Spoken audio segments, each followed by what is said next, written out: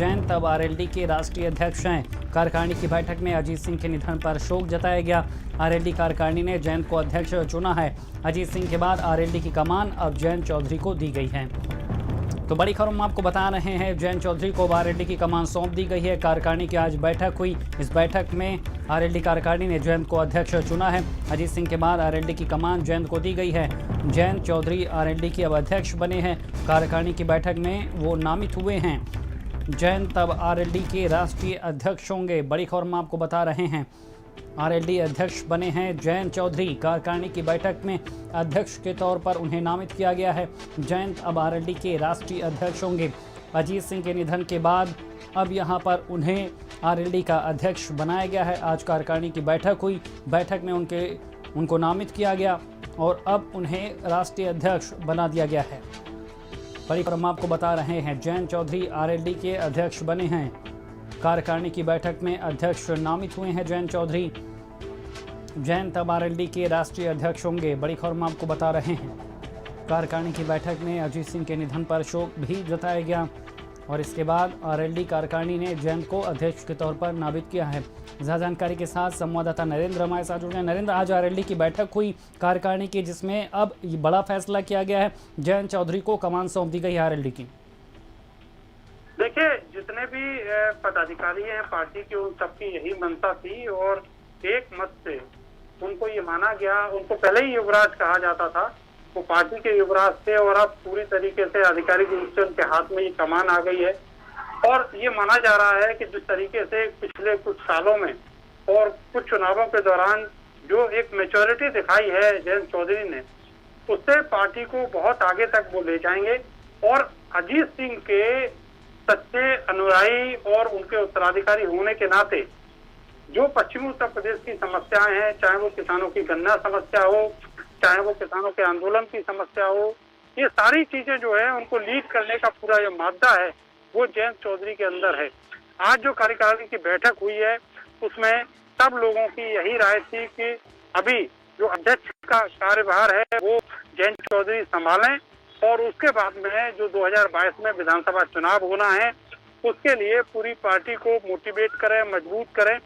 और जहां जहां नामित तो कर दिया गया है, लेकिन सवाल ये है कि पिछले कुछ सालों में जो आरएलडी की भूमिका थी, जो ताकत थी, उसमें भी काफी चुनौतियां सामने आई हैं। अजीत सिंह के बाद जयंत चौधरी के सामने किस तरह की चुनौतियां होंगी और जिस तरह से उन्होंने अपने आप को प्रोजेक्ट किया है हाल ही के दिनों में, वो एक नई उम्मीद बन के उभरा है आरएलडी के लिए।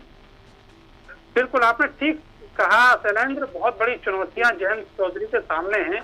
उसकी वजह यह है कि जितनी उम्मीदें चौधरी अजीत सिंह से इस पार्टी के संगठन के कार्यकर्ता और नेता लगाते थे, वैसी ही उम्मीदें जयंत चौधरी से भी हैं। पिछले कुछ सालों में पार्टी ने पतन भी देखा है और कुछ ऐसे फैसले रहे रिसेंटली कुछ भाई इलेक्शन में या फिर पिछले इलेक्शन में, जहां पर पार्टी को एक अलग दिशा में मूव होते हुए भी देखा है, ऊपर की तरफ जाते देखा है। और सबसे बढ़िया बात यह रही कि उस दौरान अजीत सिंह ने पूरी कमान जो थी जयंत चौधरी के हाथ में दी, उनको मार्गदर्शित करते रहे और खुद दिल्ली में बैठकर पूरा सिनेरियो है वो समझते रहे। तो जो एक तरीके से कहा जाए कि पूत के पांव जो है पालना में दिखते हैं, उस तरीके से जयंत चौधरी ने पिछले कुछ एक सालों में अपनी कार्य क्षमता भी सिद्ध की है और ये बताया है कि वो पार्टी को आगे तक ले जाने में सक्षम है। नरेंद्र, लेकिन हाल ही के दिन में अगर हम देखें पश्चिमी यूपी, खासतौर पे वो इलाका जहां पर जयंत की राजनीति होती है, जहां पर अजीत की राजनीति होती है, तो वहां के समीकरण भी तेजी से बदले हैं। चाहे बालियान खाप की बात कर लें, संजीव बालियान की भूमिका की बात कर लें, और जिस तरह से उभार हुआ है किसान आंदोलन के बाद टिकैत भाइयों का, वो भी अब बड़ी चुनौती है। सामंजस्य भी बनाना है, समीकरण भी साधने हैं और पार्टी को आगे भी ले जाना है जयंत को। अब देखिए, ये जयंत की अच्छी किस्मत कहेंगे कि ये जो किसान आंदोलन है, इस पूरे मामले में उनको एक अच्छी भूमिका निभाने का मौका मिला और चौधरी अजीत सिंह उनको लगातार गाइड करते रहे। मुजफ्फरनगर में जो पंचायत हुई उसमें वो जिस आत्मविश्वास के साथ प्रेजेंट हुए, उसने ये साबित किया कि वो किसानों के बड़े नेता आने वाले समय में दिखाई देंगे।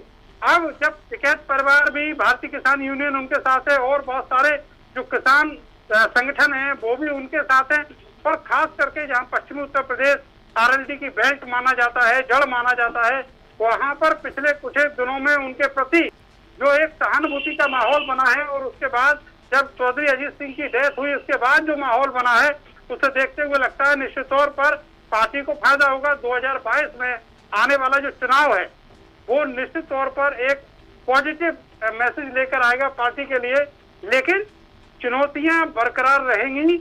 उसकी वजह यह है कि जो बाकी छोटी छोटी पार्टियां हैं, जैसे हाल ही में आजाद समाज पार्टी पश्चिमी उत्तर प्रदेश से निकली है, तो ऐसी पार्टियों से भी सामंजस्य बनाना होगा या फिर इनसे मुकाबला करना होगा। ये भी चुनौतियां जयंत चौधरी के सामने हैं।